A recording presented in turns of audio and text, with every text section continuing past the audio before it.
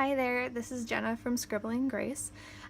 One of the questions I get all the time about Bible journaling is what I prep my page with and how to do it. And so I just wanted to give you a really quick video showing you how to prep your page. So I prep my page using Gesso. This is a really common thing for all Bible journalers is Gesso.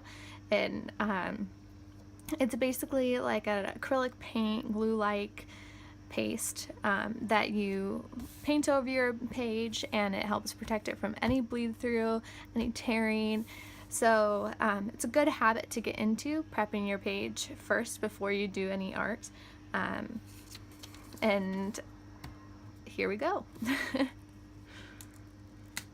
So I'm using this Art Basics Clear Gesso.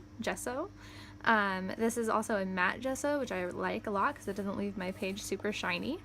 So all you do, I'm using an interleaved Bible right now, and you're just going to put a piece of paper underneath your page.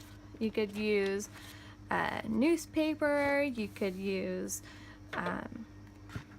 parchment paper, but I'm just using a watercolor paper. Okay, and now you're just going to take a flat brush. You could also use a sponge brush. Some people like to use credit cards and scrape it, but I find that that doesn't leave your page very even. So I like to use a paintbrush. And all you do, you just dip your brush in the gesso and just paint thin layers all over your page. And you want to make sure you get all of the edges really well. And just make sure that you try to get your it even, and make sure you don't miss any spots, because if you're doing something with paint or stamps and you miss a spot, then it will bleed through on that spot. So for prepping your page, you don't necessarily always need to prep your page.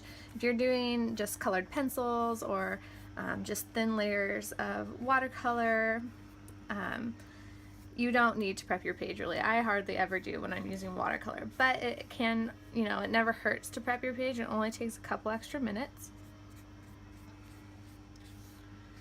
So now that I got this nice thin layer, depending on what you're doing, if you're doing lots of acrylic layers, or you plan on adding tons of water with your watercolor to this, you might want to do one more layer of gesso once this layer dries, but I'm just going to keep it at this for now. And here comes the most important part about prepping your page. So you cannot forget that you have this paper underneath. You want to move it just a tiny bit.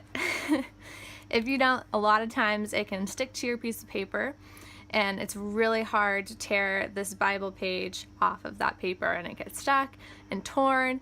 And yes, I know from experience. So that's my little tip. Be sure that you just move it, jiggle it around, make sure that it's not stuck to your paper, and then you're just going to let this dry, and that is it. That's all you do. And remember to clean your brush right away, because this will get all clogged up and hard. So that's it. If you enjoyed this video, please give it a thumbs up. Follow me on Instagram, Scribbling Grace, and check out my blog. I'll put that link down in the description. Thanks so much.